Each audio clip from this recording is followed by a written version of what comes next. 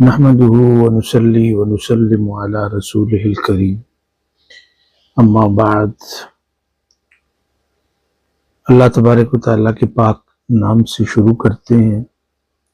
نبی پاک صلی اللہ علیہ وآلہ وسلم کی ذات اقدس پر ڈھیروں درود و سلام۔ آپ کے سامنے ہے یہ لیپ ٹاپ کی سکرین ہے، اور آج ہم نے فعل مضارع کے بارے میں ہی پڑھنا ہے۔ پچھلے سیشن میں بھی فعل مضارع کے بارے میں ہم نے کافی معلومات حاصل کی تھیں، اور آج بھی اسی فعل کے بارے میں کچھ نئی چیزیں ہم سیکھیں گے۔ تو اس کے اوپر آپ غور کیجئے، اور بہتر ہی ہوگا کہ اپنی نوٹ بک پہ جو امپورٹنٹ چیزیں ہیں وہ لکھ لیجئے اور اس کی پریکٹس بھی کیجئے۔ آپ کو میں نے فعل ماضی کے بارے میں سکھایا تھا کہ جب اس کو نیگیٹو بناتے ہیں تو ما لگتا ہے، تو اسی طرح یہ جو فعل مضارع ہے اس کو جب آپ نیگیٹو بنانا چاہیں تو لا لگتا ہے۔ اس کو لا النافیہ کہتے ہیں، لا للنفی۔ اب یہاں پہ دیکھیں، یہ میں نے لکھا ہوا ہے لا النافیہ مع الفعل المضارع، نفی کرنے والا لا۔ قاعدہ کیا ہے کہ فعل مضارع کے ساتھ آپ نے لا لگانا ہے، اور پچھلے سیشن میں بھی میں نے یہ بتایا تھا کہ اس کا کوئی عمل فعل مضارع پہ اس لحاظ سے نہیں ہوتا کہ اس کو وہ منصوب کر دے یا جزم دے دے، تو فعل مضارع مرفوع ہی رہتا ہے، اور معنوں میں نہیں کے معنی پائے جاتے۔ اب چند ایک مثالیں ہیں، تو یہاں پہ آپ دیکھتے ہیں لا افہم الدرس، اس کا مطلب ہے کہ میں سبق نہیں سمجھتا۔ یہ پچھلے سیشن میں بھی ہم نے پڑھا تھا، اس کی ایک ریکیپ تاکہ دوبارہ ذہن نشین ہو جائے۔ اسی طرح آپ کہتے ہیں لا یکتب الطالب الرسالۃ، تو اس کا کیا مطلب ہوگا کہ طالب علم خط نہیں لکھتا۔ یہاں پہ آپ نے دیکھا یہ لا جو ہے یہ ہم نے لگایا تو نہیں کے معنی پیدا ہوئی۔ پھر اس کے بعد ہے لا نعبد الا اللہ، ہم اللہ کے سوا کسی کی عبادت نہیں کرتے، تو لا لگانے سے آپ نے دیکھا نہیں کے معنی پیدا ہو۔ پھر آگے ہے لا یؤمن الکافر بالغیبی، کافر غیب پر ایمان نہیں لاتا، تو آپ نے دیکھا یؤمن کے ساتھ لا لگایا تو اس نے نیگیٹیوٹی کے معنی پیدا کی۔ یعنی آگے چلیں، لا یعمل المنافق بصدق، منافق سچائی سے عمل نہیں کرتا۔ تو کہنے کا مطلب یہ ہے کہ یہ جو لا ہے یہ لگانے سے فعل مضارع کے اندر نفی کے معنی پیدا ہوتے ہیں، جس طرح فعل ماضی کے ساتھ ما لگانے سے پیدا ہوتے ہیں۔ اچھا، اب یہ جو دوسرا ہے اس کو کہتے ہیں لا الناہیہ۔ لا الناہیہ کا مطلب یہ ہوتا ہے کہ آپ کسی شخص کو منع کرتے ہیں کوئی کام کرنے سے، تو اس میں منع کرنے کے معنی پیدا ہو جاتے ہیں، ممانعت۔ اور اس کا قاعدہ کیا ہے کہ لا الناہیہ شکل میں لا نافیہ جیسا ہے، لیکن اس کا عمل یہ ہے کہ یہ فعل مضارع کو جزم دے دیتا ہے۔ لیکن ایک بات یاد رکھنے والی ہے کہ یہ صرف مخاطب کے صیغوں میں استعمال ہوتا ہے، یہ لا الناہیہ، یعنی ظاہر ہے کہ جب آپ منع کرتے ہیں تو آپ کے کچھ سامنے ہوتا ہے تو اس کو منع کرتے ہیں نا۔ ایک غائب بندے کو آپ کیسے منع کریں گے، یا اپنے آپ کو کیسے منع کریں گے، اپنے اوپر تو حکم نہیں چلتا۔ تو یہ صرف جو مخاطب کے 6 صیغے ہیں، یعنی مذکر اور مؤنث کی، واحد، مثنی، جمع، 3 مذکر کی اور 3 ہی مؤنث کے ہیں تو ان کے اوپر یہ لا لگایا جاتا ہے. اور اس کا عمل کیا ہے کہ یہ فعل مضارع کو جزم دیتا ہے. جزم کا کیا مطلب ہے؟ یعنی اس کے جو رفع کی نشانی ہے اس کو ختم کر دیتا ہے. واحد میں تو آپ کو پتہ ہے رفع کی نشانی کیا ہوتی ہے، یعنی پیش ہی ہوتا ہے. اور پھر جو افعال خمسہ ہیں ان میں جو رفع کی نشانی ہے وہ نون ہوتا ہے. تو اب چونکہ اس کے اندر 6 صیغے ہیں، 6 صیغوں کا مطلب کیا ہے کہ مثنیٰ کے 2 صیغے مذکر مؤنث کے، اور جمع کے جو 2 صیغے ہیں وہ کون سے ہیں؟ ایک جمع مذکر مخاطب کا ہے، ایک جمع مؤنث مخاطب کا. اب جو جمع مذکر مخاطب کا ہے تو اس کا تو نون اعرابی ہے، وہ تو گرے گا. لیکن جو جمع مؤنث مخاطب ہے وہ مبنی ہے، اور اس کے بارے میں نے یہ کہا تھا کہ جو چیز مبنی ہوتی ہے اس کے اوپر کسی چیز کا اثر نہیں ہوتا. تو مطلب یہ ہے کہ لا ناہیہ کا اس کے اوپر بھی اثر نہیں ہوگا. ایک صیغے جمع مؤنث مخاطب، یہ مثالوں سے آپ کو پتہ چلے گا. جیسے اب یہ واحد مذکر مخاطب کا صیغہ ہے تو اس کو آپ کہتے ہیں لا تکتب ہونا، یعنی آپ کے سامنے ایک مرد ہے، میل ہے، اور اس کو آپ منع کر رہے ہیں لکھنے سے. آپ اس کو کہتے ہیں یہاں نہ لکھو. تو عربی میں کیا کہیں گے؟ لا تکتب ہونا. اور اگر آپ کے سامنے 2 ہوں پھر کیا کہیں گے؟ پھر آپ کہیں گے لا تکتبا، یعنی یہ جو با ہے بس سمپلی اس کے اوپر ایک الف آ جائے گا ایسے، اور نون گر جائے گا تو وہ 2 ہو جائیں گے. اب اگر لڑکی ہے، فیمیل ہے مخاطب، تو اس کو آپ کہتے ہیں کہ یہاں نہ لکھو، تو آپ اس کو کہیں گے لا تکتبی، کیونکہ اصل جو کلمہ ہے فعل مضارع کا وہ ہے تکتبین، تو اس میں جو نون ہے وہی افعال خمسہ والا ہے، یعنی نون اعرابی ہے. تو چونکہ لا جو ہے الناہیہ یہ فعل مضارع کو جزم دیتا ہے تو اس لیے یہاں پر وہ نون گر جائے گا. لیکن یہ جو آخر والی یا ہے یہ رہے گی چونکہ یہ فاعل کی یا ہے. تو لا تکتبی ہونا، تم یہاں نہ لکھو. پھر آپ اگلی مثال دیں گے لا تکذب فی الکلام. لا تکذب فی الکلام، تم بات میں جھوٹ نہ بولو. تو یہ مخاطب کیا ہے؟ واحد مذکر. اگر فیمیل ہے تو آپ کیا کہیں گے؟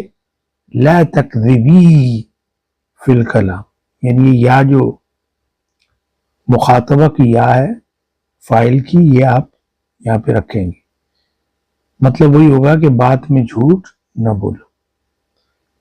پھر دیکھیں لا تفسدو فی الارض، اب یہ جمع ہے، یعنی اصل میں کیا تھا؟ تفسدون. آپ کے سامنے مرد ہیں 3 یا 3 سے زیادہ جمع، تو ان کو آپ منع کر رہے ہیں. کیسے کریں گے؟ لا تفسدو، وہ جو نون اصل میں تھا تفسدون، کو پتہ ہے نا جمع مذکر مخاطب تفسدون، نون کیوں گرایا؟ چونکہ نون رفع کی نشانی ہے. یہ جو چھوٹا سا الف آپ نے لگایا اس کو کہتے ہیں الف الفارقہ. لا تفسدو فی الارض، زمین میں فساد نہ پھیلاؤ. اگر آپ کے سامنے عورتیں ہیں اور وہ جمع ہے تو پھر کیا کہیں گے؟ لا تفسدن، لا تفسدن، کیونکہ یہ صیغہ جو ہے یہ مبنی ہے، اس کے اوپر کسی عامل کا اثر نہیں ہوتا. جیسے یہاں پہ لا تھا، لا جزم دیتا ہے، ادات جزم ہے، یہاں پہ اس نے کوئی اثر نہیں کیا تو کیا ہوا؟ لا تفسدنا اسی طرح رہا، لا تفسدنا اسی طرح رہا. مطلب کیا ہوگا کہ تم زمین پر فساد نہ پھیلاؤ، لیکن مخاطب عورتیں ہیں. لا تقطع رحمک، تم رشتہ داری کو نہ توڑو. اگر آپ کے سامنے مرد ہے، اور اگر لڑکی ہے تو کیا کہو گے؟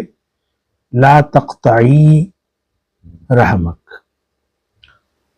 لا تحمل دروسک، احمل یحمل اس کا مطلب ہوتا ہے نظر انداز کرنا، نگلیکٹ کرنا۔ لا تحمل دروسک، اپنے اسباق کو نظر انداز نہ کرو۔ آپ کے سامنے مخاطب ایک مرد ہے، اور اگر عورت ہو تو کیا کہیں گے؟ لا تحملی دروسکی، لا تحملی دروسکی۔ اگر زیادہ مرد ہے تو کیا کہیں گے؟ لا تحملو دروسکم۔ اور اگر زیادہ عورتیں ہیں تو کیا کہیں گے؟ لا تحملنا دروسکن۔ یہ چیزیں آپ نے یاد رکھنی۔ تو یہ آپ کو سمجھ آ گئی لا الناہیہ کہ صرف مخاطب کی 6 صیغوں پہ یہ لا الناہیہ لگے گا۔ اس کے بعد ایک اور اہم چیز ہے، اور وہ یہ ہے کہ فعل مضارع کے ساتھ جب آپ کانا کی گردان لگاتے ہیں تو اس میں پریزنٹ کنٹینیوس کے معنی پیدا ہوتے ہیں۔ ایک بات یاد رکھیں، یا پاسٹ میں جو عادت ہوتی ہے نا، جس کو انگلش میں یوزڈ ٹو اور پھر آگے انفینٹ ورب لگاتے ہیں، وہ لگتا ہے، اس کے معنی ہوتے ہیں کانا اور فعل مضارع۔ لیکن خیال رکھنا پڑے گا کہ کانا کے ساتھ مقابلے میں جو فعل ہے وہ آئے گا، یعنی کانا جیسے ہے یہ واحد مذکر غائب ہے، تو اگر کوئی فعل مضارع ساتھ لگائیں گے تو وہ بھی واحد مذکر غائب لگائیں گے۔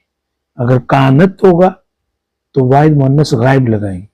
اگر مثال کے طور پہ کانو ہے، جمع ہے، تو وہاں پہ بھی جمع مذکر غائب کا صیغہ استعمال ہوگا۔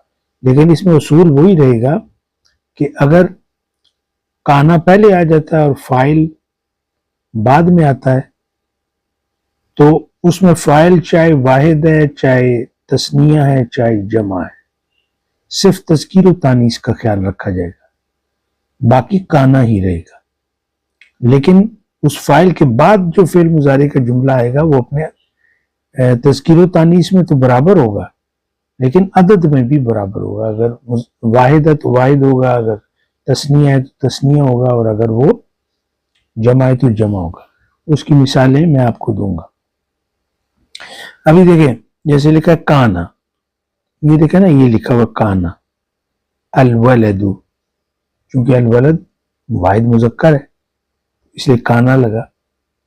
یدرسو، یہ فعل مضارع ہے۔ یہ چیز میں آپ کو سمجھا رہا تھا، فعل مضارع کے ساتھ کانا کا استعمال۔ تو کان الولد یدرس بجد، کیا مطلب؟ لڑکا محنت سے پڑھا کرتا تھا۔ یعنی الولد کا کیا مطلب ہے؟ دا بوائے یوزڈ ٹو، یہاں پہ جو انگلش میں ہم لگائیں گے وہ کیا ہوگا؟ یوزڈ ٹو اسٹڈی یدرس، یوزڈ ٹو اسٹڈی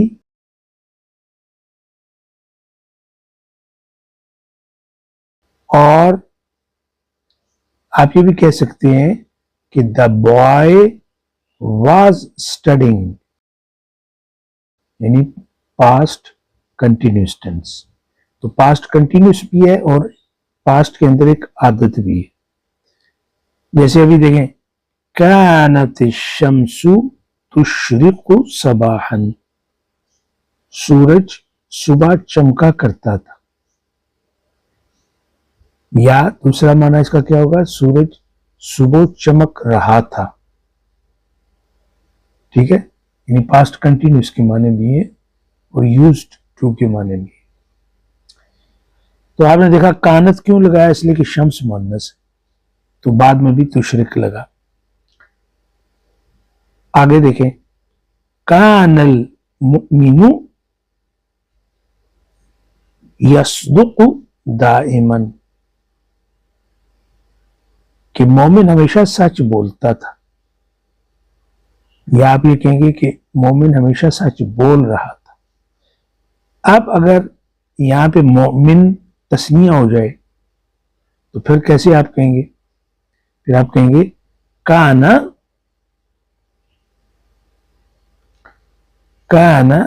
المؤمن، ہم اس کو تسنیہ کریں، کانا المؤمنان یصدقان دائما، تو آپ نے دیکھا کہ یصدقان ہم نے لگایا، یعنی تسنیہ کا صیغہ لگا، اس لیے کہ مؤمنان کانا سے چونکہ بعد آیا تو کانا ہی رہا، لیکن اب یہ فعل مضارع چونکہ اس فاعل سے آگے چلا گیا تو اس لیے اس کے مطابق ہے۔ اب دیکھیں كانت الام تطبخ الطعام، ماں کھانا پکایا کرتی تھی، یا دوسرا معنی کیا ہوگا کہ ماں کھانا پکا رہی تھی۔ اب یہاں پہ کننا، یہ کون سا صیغہ ہے؟ جمع متکلم کا ہے۔ نطلب یہ بھی جمع متکلم کا ہے، دونوں صیغے برابر ہوں گے۔ العلم، کننا نطلب العلم، ہم علم طلب کیا کرتے تھے، ہم علم طلب کیا کرتے تھے۔ تو اگر میں کہوں کہ میں علم طلب کیا کرتا تھا پھر کیا کہیں گے؟ کنت اطلب العلم، کنت اطلب العلم۔